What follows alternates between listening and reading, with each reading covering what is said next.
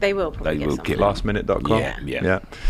What's it called? Clearance when you didn't get the uni that you wanted, so you're going the sin bin, as they call it. Right, next up on the list, we're going in alphabetical order. The current 4-time in a row champions. It's Manchester City. Shall I just ask this? Have we got them all first? No. I've okay. gone first. All right. Okay. Go on, you go. Second, which means that Arsenal, in your opinion, must be winning the league. But on Man City, why are they not going to win? Predicting? Why are you Unless it's West Ham. It could be. I don't want to ruin any surprises, Nick. No, it's Arsenal. It's Arsenal.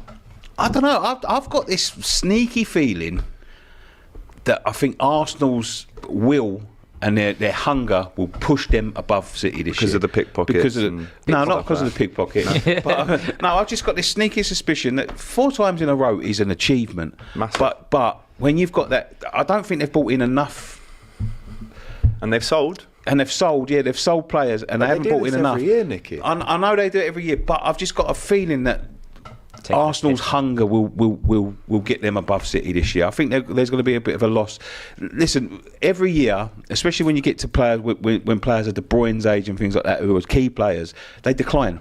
There's no doubt about it. He's in decline. He's getting older and older and older. And I've just got this sneaky suspicion that there's a couple of players there that have been there a little while, like Kyle Walker, Kevin De Bruyne, that may not live up to the standards, and I think they lose their hunger a little bit.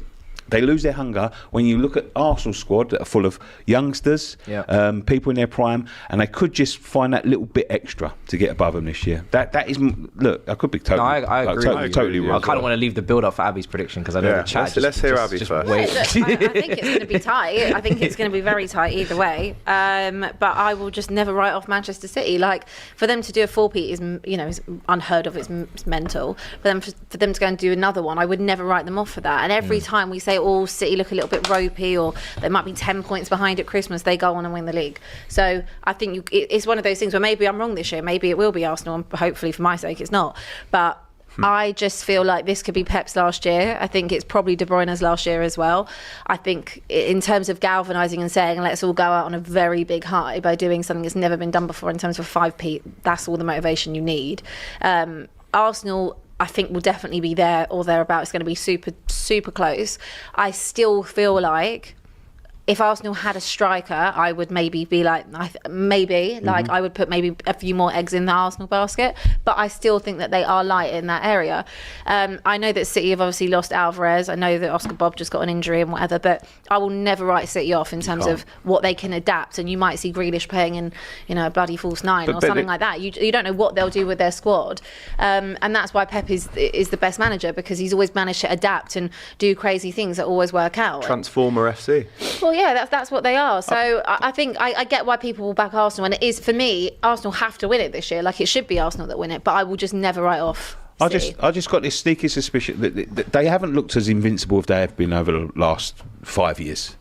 Last season, they pipped Arsenal by a point, but I would say that was Arsenal's failure. Arsenal had a ropey period. It's that Villa game, wasn't it? The Villa game, the West Ham game at home as well. They win either of them two, they win the league. Struggled against Fulham. They've struggled against Fulham, yeah. So Arsenal have to be perfect for me. Yes, they have to be completely perfect. But they're getting there. They are getting there.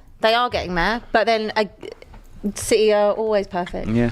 And even, do you know what? Actually, that's a lie, because even when they're not perfect, they still manage to get it. Yeah. So even when they've not had perfect patches, Arsenal cannot slip up, and that's the difference. No, I'll get you. Like, again, with Liverpool, when Liverpool were chasing, they had to be perfect. Yeah. Liverpool were perfect. No space. There was no space for error. Obviously, there is this point deduction thing. The charges, the hearing is coming soon for City. I don't know if that's going to be concluded this season, or they say early next year. Early next year, so look, that could be March. It could be April. That could impact everything. It really could, but we don't know yet. So that's a little bit different to the Leicester one, which we're talking about, because that will probably come into effect quite early on in the season with that points deduction. But this City hearing has been going on for like 6 years, and whatever happens at the end of that happens. But I still feel like write them off at your peril. Yeah. No, I agree. I've got them to finish first, and I do agree with Nicky.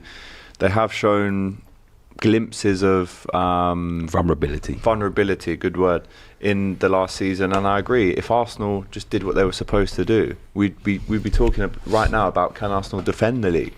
because you're right. It comes down to those fine moments, those, touch and go minutes in the last game where you can nick a winner. That's what wins you the league. And if you can't do the business, you will not win the league against this unstoppable Manchester City team. That's not to say, though, that Arsenal aren't a fantastic team. Last year, I know City won it, but you could argue that Arsenal played the best football in Europe last season. So I just wanted to add one more thing on that. Obviously, they missed Haaland for quite a lot of time. City last year, they had quite a few injuries. And I'm not trying to do this because it's Arsenal, but I'm just saying Arsenal's in terms of like key injuries, they were pretty all right last year in terms of not having too many injuries to their back line, kind of the spine of the team. Saka did limp a lot, but he did limp a lot when they were losing. But apart from that, he was fine in every other game they were winning. So the Gabriel, Saliba, Rice, Saka, that spine was fit for basically the entire season, whereas City didn't have that. So that's what I mean, that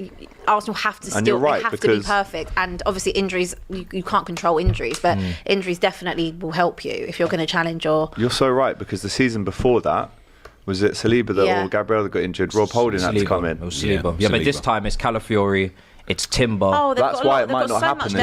Timber was a non-entity last season. He'll be added into this. The only person that I look at the Arsenal team and worry for them, I don't worry for myself, but if they were to get injured, is Saka, because Saka's been kind of burnt out. There's no deputy. There's no deputy. There's no cover. If he was to get injured, that would really create quite a lopsided attack. But I do agree with Nicky. I feel like Man City second for me, because to find that hunger and that desire, and I'm not talking about a drop off that's significant. Most teams will take the season, that every team will take the season City are about to put up, guaranteed. We don't even need to debate that. But if it's even like 85, 86 points, even just a little couple percent, that's where Arsenal get the gap to come in and swoop it. And I think no Rodri backup for me is a big problem. No Haaland backup, who always picks up an injury every year, is a big problem. I'm not 100% sure on those wingers, even though you can look at Arsenal and say Martinelli didn't have a great season, Jesus as well has to fix up. But there are, as much as there's question marks about Arsenal, there's still question marks about City's team as well. And I just have a gut feeling like you. I think all summer I've just been thinking that the trajectory of the teams in terms of the average age, and I can see there's drop-offs in that City team. Kyle Walker's a massive one. Should never have been starting for England for me after the season I saw last year. So I got concerns. Big concerns. Fair enough. I mean, you raised very valid points, and maybe I should have had them second. But I've gone for first. Let us know in the chat, what do you think? Where do Manchester City finish? There is a lot of firsts, to be honest, within the chat right now. Next up, across the city, it's Manchester United in the red. I have gone for fourth, Nicky. What have you gone for? I've got 18th.